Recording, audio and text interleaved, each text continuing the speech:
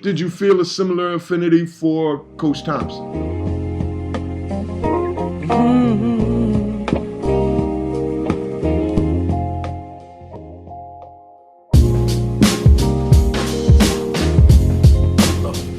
But I love Gene Smith. I don't care. I didn't care nothing about. I love Reggie.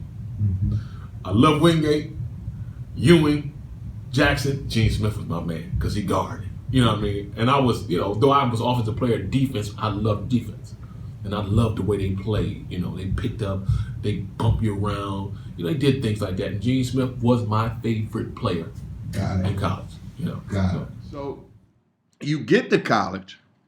Now,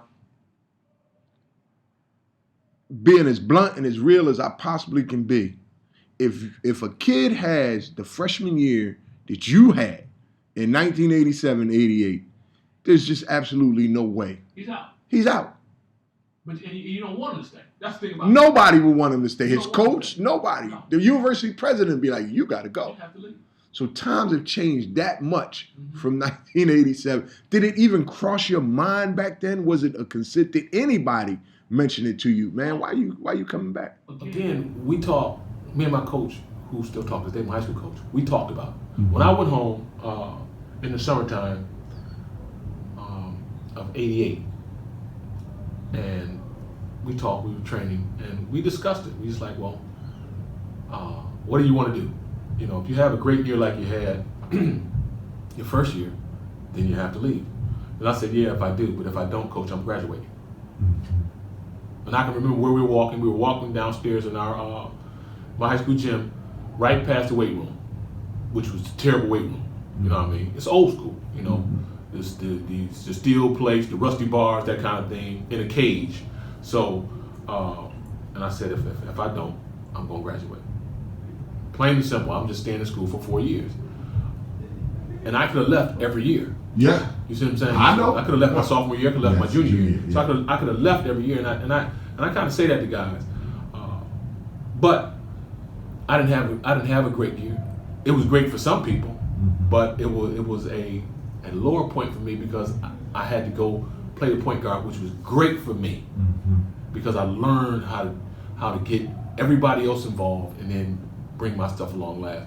We didn't go to the NCAAs, we went to the NITs, and at that time it was called not invited to the tournament. So it was almost like it was a downer. That was unheard of. Yeah. Here. It was a downer. So it was a downer year, and I'm graduating now. I'm gonna go ahead and graduate. And I made that decision after your sophomore year. That's my freshman year. Wow. Going into my sophomore year. You said I'm great. If I didn't have a great year, I'm graduating. So when we read these stories, and it's unfortunate, this young fella, this 24-year, he from around your way too, ain't he? No, his parents. But his unfortunate experience gives those who aren't involved in basketball a chance to really see what goes on. At that time, in the mid to late 80s, was there an intense pressure from agents to try to get, you were All-American as a freshman. You were clearly nobody was hanging around your dorm, following you on campus. You didn't feel it. None of that. I had a different kind of energy, brother. You couldn't approach me with anything less than a hello. Hey, how you doing, bro? Right. I'm such and such. When I felt, and I was gonna be nice to you. When I saw you, I'm such and such. Come with the angle. I work for this. I was gonna speak. Yeah. Hey, yeah. Okay. Well, get in contact with me. Okay. You would never see me again because first thing I was gonna do, I was gonna go home. I was gonna call my high school coach, and then eventually I'm gonna tell Coach Chaney. Got it. You know what I mean? That's how I felt because I wanted to do everything right. I don't want to go behind and try to sneak in the back door. No, that's how I was raised.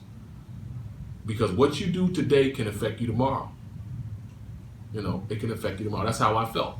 So we get to your senior year. I remember it like yesterday, Mark. You make another run all the way up to the Elite Eight. You graduate, the all-time leading scorer here. I didn't get a chance to see Mr. Rogers. But it's in my lifetime, my 53 years, you leave Temple as the greatest player I saw at Temple. You're an NBA lottery pick. You play how many years? 7, 8? Six, almost 7. In the NBA, and you transition into coaching? Yeah, not right away, but yeah. Which staffs were you on? I was on Coach Cheney's staff with him, Danny, and Coach L. And then? And then I left here, went to Georgia State with Coach Perry, who's the ECU coach. Mm-hmm. Left there and went to Binghamton with Kevin Brodus at the time. And at Binghamton, you ended up with the unenviable position of trying to rebuild a program that went through a lot of controversy. And I remember the team you guys had that just really excelled on the court. But off the court, they had some issues. But I mean, they tore that league up that year. I remember the game against Duke. Yeah. In the NCAAs, you had a few local Philly kids up there. Yeah. Duke was a little too much. They were a little too powerful. But again, it goes to the adage of today and yesterday. Yesterday, and I'm going to say most families wouldn't let a child run the family.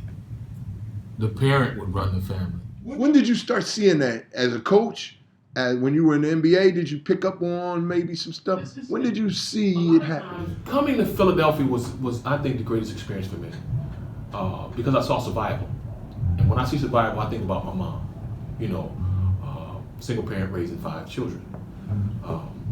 And then coming here seeing a 7-year-old riding the sub by themselves, going to school. I loved it. I fell in love right away. And then being in areas that people didn't think I roamed in, because I grew up, I don't want to say in the street, but it was open enough where I could roam. Mm-hmm. You know, everybody knew everybody anyway, and you don't really go outside your neighborhood much. And then when you become known, you can travel anywhere.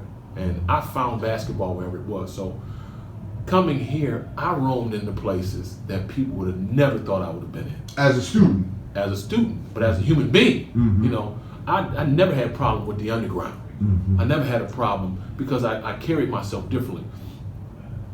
I wasn't smiling at nobody. I was straight up, straight down.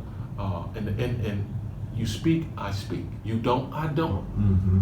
Then I noticed things. So I noticed guys who were in the street, young guys who were running the streets and doing stuff like that and doing things that I'd never seen coming up, because the older guys would never let you get involved in stuff like that. So again, I go back to a young man bringing money home to take care of the family, and the parents relinquishing their parenthood to that.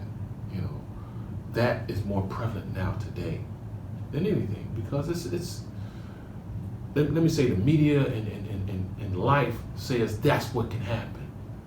So tying it into basketball, and when you were coaching, did you see that when kids were, parents putting it on 10th graders, 11th graders? Yes, I did. Not just, I can't say those, but I can say college guys, the guys that were in school. Okay. You know what I mean? It's like, where do you think, where does it come about where you think that you have to take on the sponsorship of the family, where you have to be the man of the house? When your mom has survived, when your father has survived, long before you were born and long after you came around, they've been surviving. Because you think you have to do this. I just couldn't fathom that, but it happened.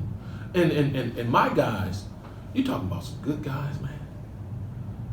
Those guys were good guys. They were overall good guys. But just like you and I, though I think we had a little more common sense, it was easy to get in trouble with you. Yeah. You know what I mean? Yeah, I got in some. You know, it was easy to get in trouble. You couldn't see your hand from your face, and a lot of times they couldn't, because it was easy. It's easy to say, put this in my pocket. Mm-hmm. You know what I mean? Yesterday it was. Today you put this in your pocket. You don't know. It's 50 cameras on everywhere. Everywhere. You could walk out and be gone for a week, and they figure it out and say, you know what? Come here. Let me talk to you. No, I ain't never take nothing. Okay, we're gonna let you marinate in this office for about 10 minutes. Then we're gonna bring it back to you and say, here. Not only did you take that, you gave it to her, and then you came back and got another one. You gave it to him, you came back and got another one. We watch you. Son, either you gonna do this, or young lady, you're going to do this and give us the money back, or we're going to put this out and you're going to be out of school. So with kids being placed in those unenviable positions, going forward, what's the best possible scenario for a young man? Maybe you're 19, maybe you're 20, and you're going in college or you finishing your first year of college, and you have these guys around you. And like you say, you're responsible. You know your mom lights or whatever, and that Pell Grant may not be enough. But we see the numbers that they're putting out at Louisville, 100, at Arizona, 100, at NC State, 73, at Seton Hall, 38,000. You know, for me and you growing up, that's a lot of money. That's about 2-3 years of money right there. So what do we do to help these young guys be armed and help the parents, you know, shield and protect their kids from being vulnerable in these kind of situations? You got to be willing enough, which is very hard, just to say no, man. Where that strength come from, Mark? That's some strength. It has to be inner strength. It has to come from your parents. It has to come from somebody on the outside that you really trust. It can come from an uncle. It can come from a friend. Man, no, I ain't letting you do that. I mean, just imagine. Just imagine this, and it happens. A lot of these athletes got boys who work in the street. Yes. Or if not, just work. When I was coming up, those were the people that protected Took care of you, yeah. They ain't letting nobody else from the outside come in and do. I don't care how much money they have. Mm-hmm. Nah, man. You know, but today, it's not like that because everybody wants to ride your coattail. Yes. So they'll let somebody come in and do those things. But They look for them. Yeah, but again, Your boys go out and look for those guys. But you have to have the fortitude. You have to have the fortitude to want to say no. And it's the hardest thing to do nowadays because we make it so much easier with everything you see to say, yeah, man, no, it's too hard out here. Is it that hard? Is it that hard? To really think about it, is it really that hard? I would argue it's almost too easy because, you know, these guys, they do get paid now. If you're at a mid, like even in the MAC, Ryder and Mama for them, they paying stipends. Yeah. Towson pays a stipend. So if you get a Pell Grant, that's 6. If they give you a stipend, that's another 5, 6, maybe 7 or 8. And then the meal money on the road, you don't have to spend all of that. If you live in an apartment, you and your homie both get $1,000 a month, but the rent is $800 a month. You know, I mean, these guys are walking around. Every kid I talk to, and I ask them to really think about it, and they'll tell you anywhere from $1,000 to $2,000 a month that they're clearing in their pocket while they're playing basketball, and you pay no taxes on it. So why should you want more?